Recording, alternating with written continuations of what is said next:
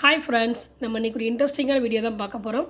எப்படி சப்பாத்தி மாவை கையில் பிசையாமல் வேற ஒரு மெத்தடில் ஈஸியாக பிசையலாம் அப்படின்னு வீடியோ தான் பார்க்க போகிறோம். நார்மலாக நம்ம சப்பாத்தி மாவை இந்த மாதிரி கையில் பிசைவோம். அப்படி இல்லைன்னா சப்பாத்தி மாவு பிசைகிறதுக்கு மிக்ஸி ஜார் இருக்குது, அதில் பிசைவாங்க. நம்ம வீட்டில் இருக்க நார்மல் மிக்ஸி ஜாரை வச்சு ஈஸியாக பிசையலாம்.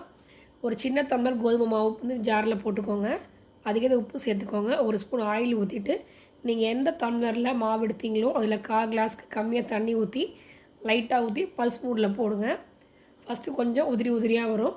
அதுக்கப்புறம் அடுத்த தடவை நீங்கள் அந்த மாதிரி பல்ஸ் மூடில் போடுறப்ப அழகாக ஒன்று சேர்ந்து சூப்பராக வந்துடும். நீங்கள் மாவை எடுக்கிறப்ப கையில் கொஞ்சம் ஒட்டுச்சுன்னா லைட்டாக ஒரு ஸ்பூன் ஆயில் ஊற்றி சுற்றிக்கோங்க. சூப்பராக உங்களுக்கு சாஃப்டான சப்பாத்தி மாவு ரெடி ஆகிடும். உங்களுக்கு நிறையா குவான்டிட்டி வேணும்னா இதை நீங்கள் 3 தடவை போட்டு பிசைஞ்சிக்கலாம். சப்பாத்தி ரொம்ப சாஃப்டாக இருந்துச்சு. கண்டிப்பாக ட்ரை பண்ணி பாருங்கள். Bye friends.